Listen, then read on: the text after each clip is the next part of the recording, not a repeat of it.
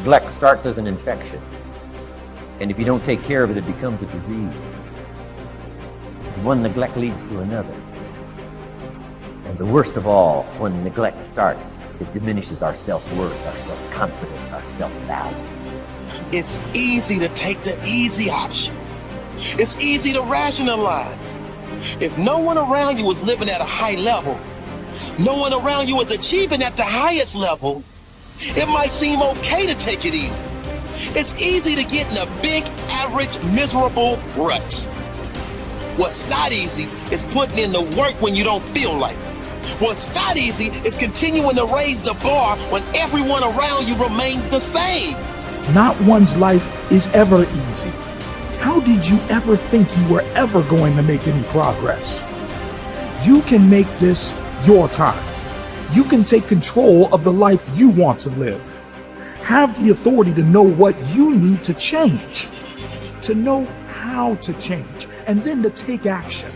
Have discipline for yourself into progress. Switch your routine. Good people can't really handle them on the level that someone who's great is. So you're praying for greatness and a problem comes and you're running from the problem. You don't understand that it is in solving the problem that you become wealthy. You don't understand that when you solve that problem, you solve something that 2 other million people couldn't solve. And so once you solved it, that solving the problem elevated you. There's so much knowledge out there, so much information, so many ways to get better. And we make so many mistakes. We're the product of our mistakes. And oftentimes the lesson is sitting there right in front of our face. It's there to be learned, but we miss it, or we don't pay attention to it, or we think we know better until it punches us in the face. Be confident in your ability to overcome any challenge that comes your way. Why? Because your level of confidence is going to determine what you strive for.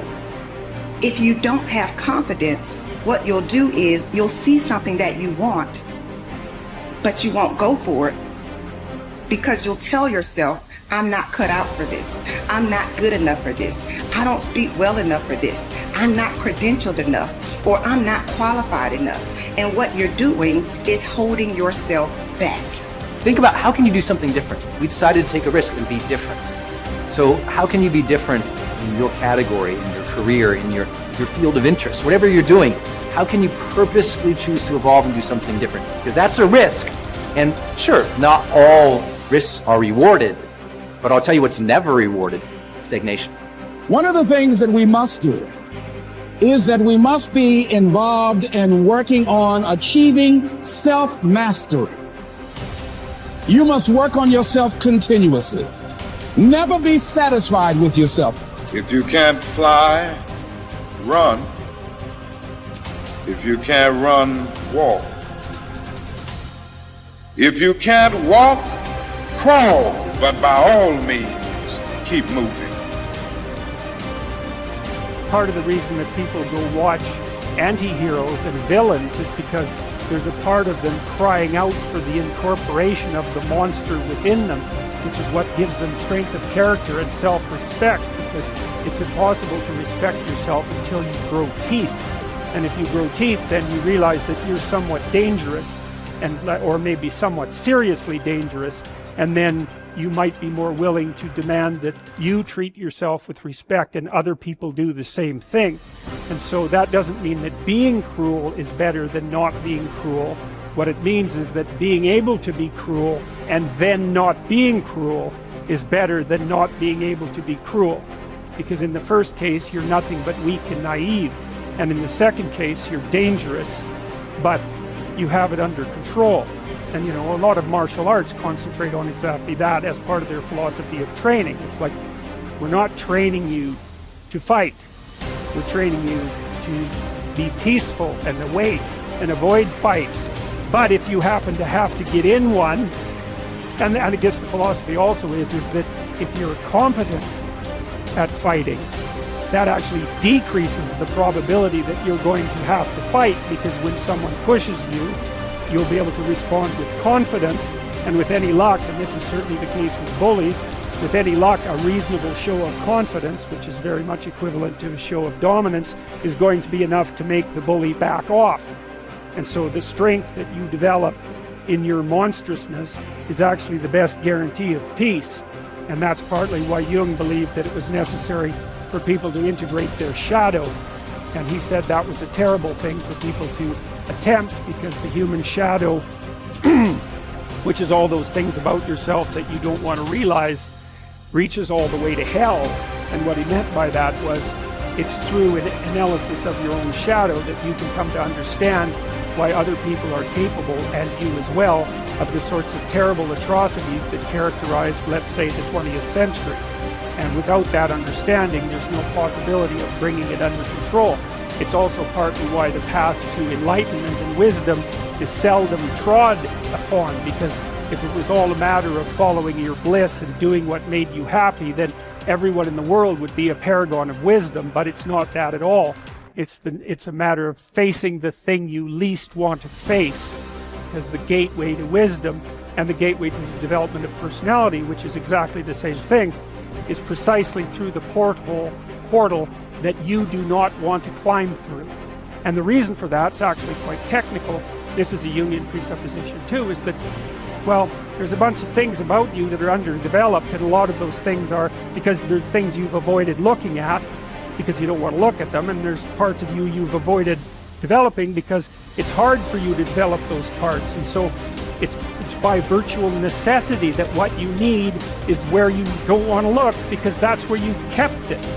The starting point of setting goals is for you to throw off all mental limitations and let your mind roam freely across the entire universe of possibilities. Your primary job at the beginning is to allow yourself to dream big dreams and determine exactly what it is you want out of life, in every area and in every dimension. Decide what's right before you decide what's possible.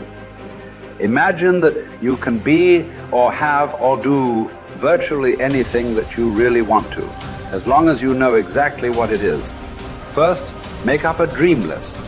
Temporarily imagine that you have no limitations of time, money, knowledge, contacts, experience, or education.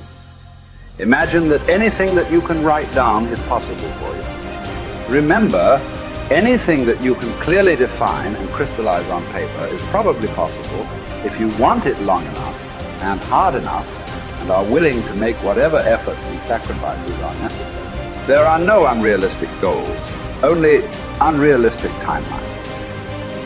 The very act of writing your goals down sets the whole universe to work in your favor and activates all the mental laws to help you. In fact, many people have had the experience of writing out a list of goals on New Year's Day, putting them away and not referring to them again until the end of the year, and then finding that 80% of the goals have been achieved, sometimes in the most amazing ways. The very act of writing down big, challenging goals causes three things to happen. First, your self-concept improves and your self-confidence goes up immediately. The act of setting goals requires self-confidence and simultaneously builds self-confidence. Having the courage to write down what you really want improves your self-image and raises your self-esteem. The action itself generates a feeling of greater personal power and ability. Second, tap into your mental and emotional powers. Goal setting actually gives you a burst of physical and mental energy. Your heart rate and your respiratory rate speed up. The very act of goal setting is inherently exciting. It sounds a little corny, but someone once said, feeling listless. Make a list, it's true. It's like stepping on the accelerator of your own mental and physical potential. And if you do it every day, the results can be amazing. Third, commit it to paper. The very fact that you have committed a goal to paper dramatically increases the likelihood that you will achieve that goal. Your mind is structured in such a way that you cannot write down a goal clearly on paper without simultaneously having the ability to somehow attain it. The most important question is, how badly do you want it? As soon as you plant the garden, the busy bugs and the noxious weeds are out to take it. And you've got to learn not only to nourish your values, you've got to learn to do battle with your enemies. Whatever threatens you, I'm asking you to threaten it back. Take care of your responsibility, but don't take anything off of anybody. Somebody wants to destroy your chances for a good future by their negative talk, negative thinking, putting it all down. I'm telling you, walk away if you have to. Walk away. Whatever threatens you, threaten it back. Whatever threatens your opportunity, threaten it back. Now, some of our enemies are on the outside, but here's the most important thing to understand. Some of our enemies are on the inside. Let me give you a quick list. Indifference. You got to do battle with your own indifference. Boy, it's easy to coast, especially if you've accomplished something, extraordinary. Now, somebody says, I got to relax. Here's the key. Not too long. The weeds will take all you plant if you rest too long. Don't rest too long. Indecision. You got to make those decisions. The ones that don't turn out to be good gives you experience to make better decisions. Don't let much time go by without making some decisions. The ones that you can make quickly, make them quickly. The ones that take time, take your time.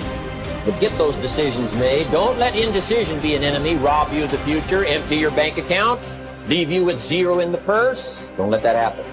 The next one is doubt. But I'm asking you not to pick up all those doubts. I'm asking you to have some faith, have some courage, believe. Drive your doubts into a small corner. Don't let them loose like a mad dog. Drive you into a small corner. Don't doubt the future. Don't doubt the possibilities.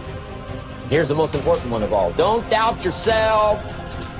If I've got miracle working power to change my life, so do you. If I've got the ability to change, so do you. If I've got the ability to read, so do you. If I can discover, so can you. If I can grow, you can grow. If I can develop, you can develop. If I can get an invitation like I got 6 years ago, help take something around the world, so can you. If I can stand on this platform, Idaho farm boy raising obscurity, so can you. I'm asking you, don't sell yourself short.